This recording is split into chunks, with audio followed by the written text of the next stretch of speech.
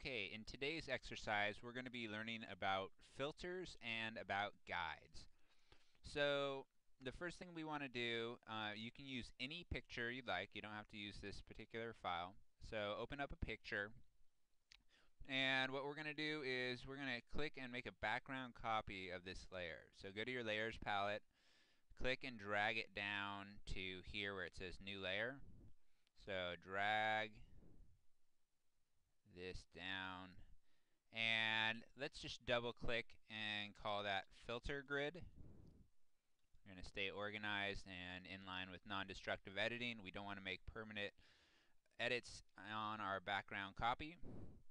Once we do that, we're going to split this. We're going to add guides or guidelines and create like a tic-tac-toe kind of grid for this so that we can have equal sections.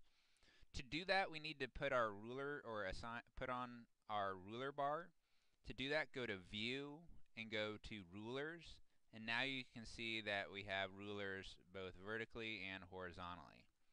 And then from here, if you just click and hold down your cursor and drag, you can see that I've created a guide. And I'm going to just divide this into, try to just make a tic-tac-toe board. And the guides will kind of help you, or the rulers will help you, know how far apart you need to make them. So I'm going to click, hold, and drag. Let's do, since it's 15, I'm going to do 5 and 10 for horizontally. Alright, so now I have a tic-tac-toe grid. If you want to move these later, you can click on your move tool, and you can move the guides as well. If you want to get rid of the guides, you can go to View and then Clear Guides, and then it'll take them off. So this isn't a part of your picture; it's just kind of over or superimposed onto your image.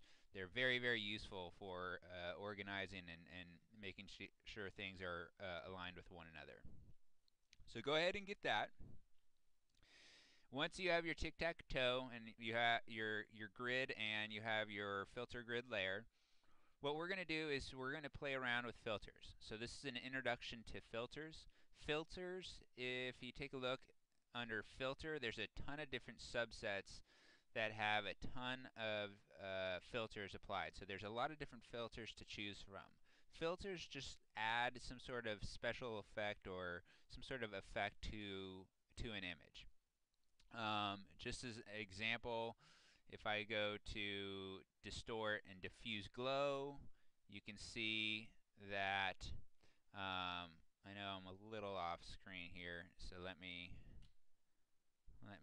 make this a little bit smaller. You can see that under diffuse glow you have these sliders. So depending on certain filters have sliders, and you can adjust the slider. So if you do apply a filter and if you see the sliders, it means that you can change the intensity of that filter, right? So you can see, what diffuse glow has. You can see the before and then the after. Another example, let's do stylize. You can go to glowing edges, and there's sliders that you can play around with. Right, pretty dramatic effects. There's very subtle effects too, but there's a whole bunch of them, and it really just takes time to kind of play around with the different effects. There's clouds, which are pretty wild. Um, let's go to mosaic tiles, right? And you can put different tiles and turn it into a mosaic looking image, right? So a lot of cool stuff. So what we're going to do today is you're just going to, play around with the different filters and kind of acquaint yourself with what's out there. So you're going to have, what you're going to do is you're going to make sure that you're on the filter grid, and you're going to use your marquee tool, your rectangle marquee tool, and you're going to select the first section, and it kind of snaps to the guides. That's another benefit of using guides. It kind of snaps. Once you have this section, you're going to go to filter, and I want you to just choose a filter of your choice. All right, and you can play around with this is the glass filter. You can play around with the different sliders.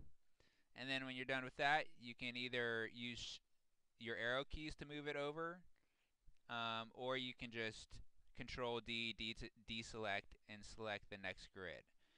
So now I'm going to go to filter, and I'm going to play around and find a different, maybe difference in clouds. That's kind of cool.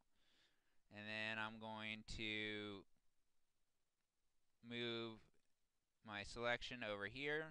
If it doesn't cover the whole thing, just deselect and select it again. Filter, and I don't care which one you guys use. I just want you guys, getting an idea of what's actually in your filter bin. Okay.